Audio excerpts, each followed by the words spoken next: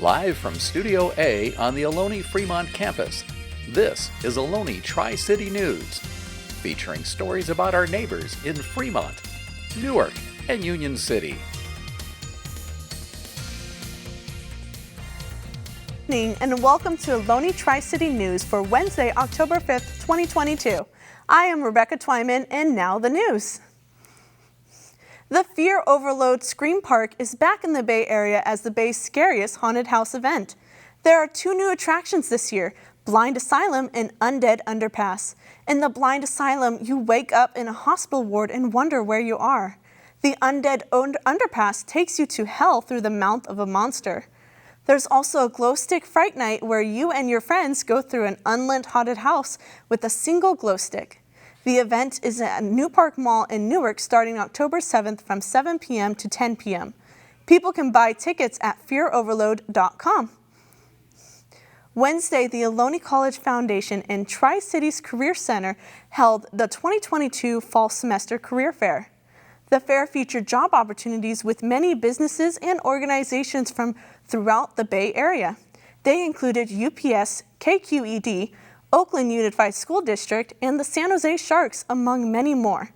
Police departments from Fremont, Milpitas, and a few other cities were also present at the event. The career fair allowed companies and organizations to increase their branding at Ohlone College and beyond. The Ohlone Engineering Department is training students and factory workers to enter the world of smart manufacturing. Here's Kalpana with the story. The fourth industrial revolution is replacing human workers with robots that can repeat the same assembly step perfectly every time. This is the factory work of the future.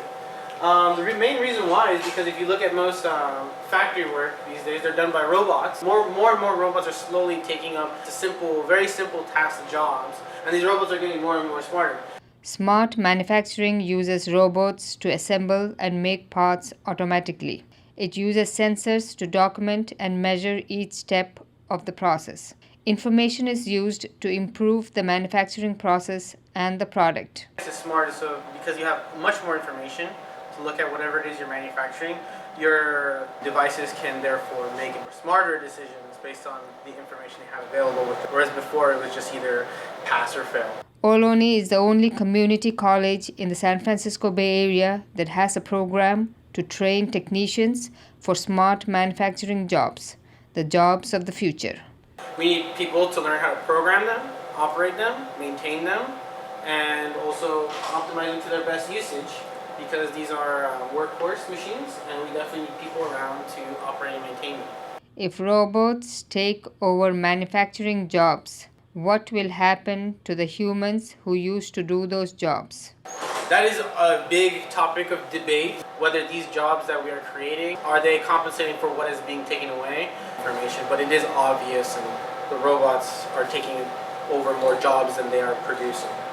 Ohlone offers two routes to smart manufacturing jobs.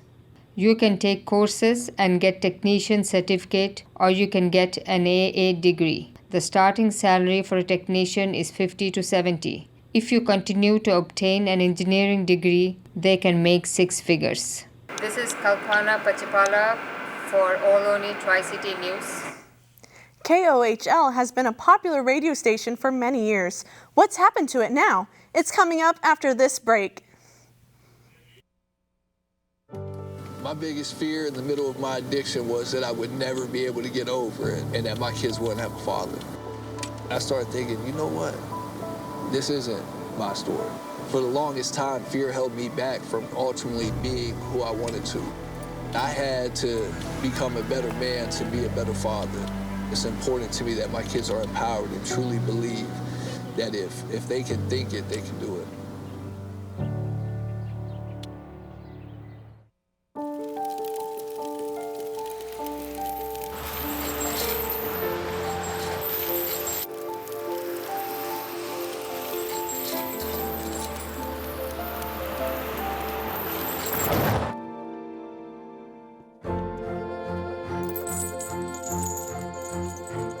Did you know dragging chains can spark a wildfire? Only you can prevent wildfires. Fremont Police Department is hosting their Public Safety Fair this Saturday, October 8th from 11 a.m. to 2 p.m. The free event aims to inform the community about public safety, traffic safety, and crime prevention. There will be exhibits from the Fremont Police Department, BART Police, California Highway Patrol, and many other public services. Fremont Police Department is also showing off their equipment, showcasing their police cars and even a SWAT vehicle.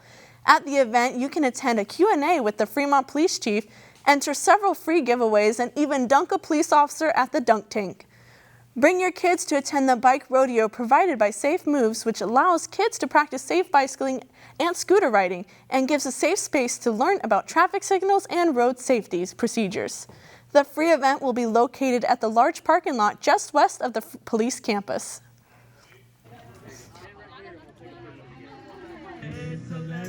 Disability Resource Group. Disability Resource Festival, Saturday, September 24th at Fremont Downtown Event Center. The free event included information booths staffed by experts and community partners serving the disabled. Speakers included Fremont Mayor Lily May. The Fremont Police and Fire Departments put on demonstrations and had vehicles on display for families to explore. The festival was held in memory of Fada Amaliti and her son Mu, both of whom died in a home fire on September 26, 2020. The goal of the event was to build positive relationships between first responders and people with disabilities. KOHL has been a popular radio station for many years. What's happened to it now? Here's Sean with the story. Ohlone College's radio broadcasting department used to be a booming department on campus for students to experience real, on-air radio broadcasting. However, this semester, the radio department is empty, and some students are curious as to why that is.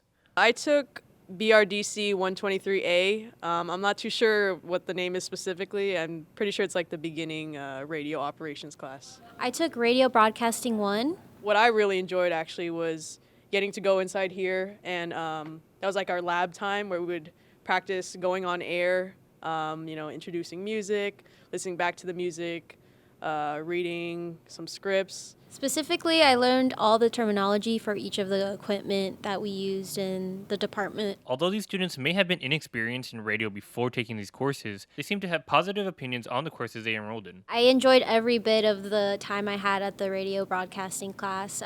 It definitely opened my eyes to the opportunities that they offer there. It was actually really fun. I enrolled for the next class, the 123B class for this fall semester, but unfortunately they canceled it, which actually really bummed me out because I was excited to rejoin the class. Pre-COVID, the radio department offered upwards of 8 to 12 courses according to Ohlone College's catalog. Today, the number of courses has fallen to 0. Because of low enrollment, we didn't have the minimum number of students for the class to continue the semester. We would need 10 minimum. The radio program still operates their very own 89.3 KOHL FM radio station where you can listen to today's most popular music hits. Although the courses were canceled due to low enrollment this semester, there are still many students who look forward to taking these courses. Taking this course, I definitely would love to start my profession in radio broadcasting after, getting my degree. I definitely would enjoy a profession in that. If that 123, the next class comes about again, I definitely will try to enroll, and hopefully I can stay in that class and it won't get canceled. Although radio may be a less sought-after career in recent years with the incline of new types of media, and therefore leading to a low enrollment in radio courses on campus, we hope the students who do want to take these courses can do so soon. From the Ohlone College campus, this is Sean Sakig for the Ohlone Tri-City News. Let's take a look at this week's entertainment with Brandon. Thanks, Rebecca. Intergalactic had its premiere on Netflix last Friday. Kid Cudi, who created the film as a companion to his album of the same name, dedicated the film to his deceased friend, Virgil Abloh. The film currently sits at 93% on both the audience score and tomato meter on Rotten Tomatoes. The official trailer for the Black Panther sequel, Wakanda Forever, premiered on Monday. At the end of Monday, the trailer set over 9 million views. The movie takes place after the death of actor Chadwick Boseman and incorporates the death of his character into the film. New additions to the cast include Dominique Thorne's Riri Williams and Tenoch Huerta's Namor. The trailer was trending at number 2 on YouTube directly under the video of the face reveal for the popular speedrunner Dream, who was found to be cheating in 2021. The YouTuber, who has been mocked widely online for his appearance, used an avatar with a mask to conceal his identity prior to the reveal.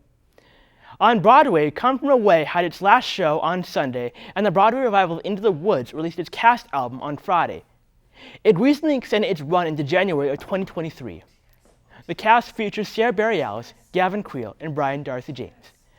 That's it for entertainment. Back to you, Rebecca. Quite an exciting week. You know, Into the Woods was one of my favorite musicals. Here at Ohlone, Robin Thomas will be holding a webinar about the importance of gun violence and how we can solve it this week, October 6th, 1 to 2:30.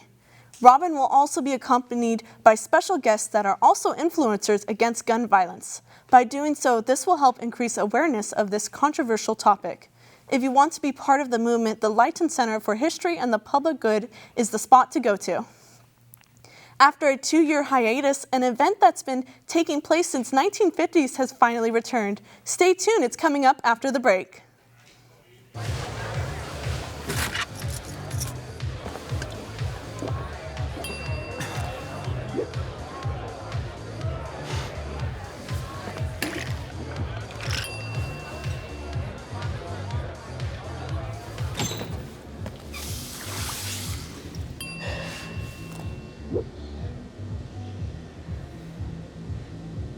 If you need to do something to feel okay to drive, you're not okay to drive. Don't drive buzzed. Jordan knows he shouldn't eat this entire bowl of nachos, but tonight he's earned that right. Because a few hours ago in the middle of happy hour, he recognized a sign. Not from the gods or a bolt of lightning, but from a double heart, a kissy face, and a fourth ha in ha ha ha. That's when Jordan knew he was buzzed. So when it was time to go, he got a ride home instead of driving. Be a legend like Jordan. Recognize your buzzed warning signs and get a ride home. Buzz driving is drunk driving. Ohlone College's Newark campus plans to have an on-campus housing by 2025. As of right now, the design process is still in progress. However, construction is expected to begin sometime next year in 2023. About 15 acres of land across from the currently active campus will be used, offering over 500 Ohlone students dorm access. Ohlone hopes to make these dorms as affordable as possible for its students as the Bay Area housing market increases year by year. You can find out more by going to www.ohlone.edu/affordable student housing. Let's take a look at this week's sports with Johan. Thanks, Rebecca. The Ohlone women's volleyball team has had a tough start to the season, to say the least, but after winning 2 in a row against Los Menados and Skyline College, blowing both of them out 3-0, that momentum did not last, unfortunately. The team had a doubleheader against Shasta and Folsom Lake College last Saturday and dropped both games, losing by 3-0. The Renegades' record is now 4-13 and will face off against Hartnell College later today to get back into the win column. The Ohlone men's water polo faced off against American River College last weekend. The Renegades came off victorious with the score of 17-4. Alex Brzezinski went off, scoring 7 goals unassisted, and the 1-1 Renegades will match up against Cabrillo College on the 12th, looking to start a winning streak. Now onto the women's side of water polo. The Renegades took the W last week against De Anda College with a score of 10-5. Gracie Hunt led the Renegades, scoring 4 goals, and Mary Teodiso scoring 4 as well with 3 goals scored. As they start the season strong, the Renegades will look to build on last week's win as they take on Diablo Valley earlier today. Head coach Mitchell Ioana meeting with his players going over the game plan, but unfortunately the Renegades took the defeat as their record falls to 1-2. The Renegades will match up against Marin College on the 12th of this month. The Ohlone men's soccer team faced off against the Monterey Peninsula Lobos yesterday and resulted in a tie 1-1. Midfielder Giovanni Gutierrez scored the lone goal for the Renegades in the 61st minute, and goalkeeper Diego Rojas had 5 blocks shot on goals. The Renegades' overall record is now 2 wins, 7 losses, and 2 ties. The Renegades will look to get back into the win column against Evergreen Hawks this Friday. And that's it for sports this week. Back to you, Rebecca. Looks like things are starting to look up for Ohlone. In celebration of Latinx Heritage Month, tomorrow the program Mecca and the Multicultural Student Center are hosting Latinx Movie Night.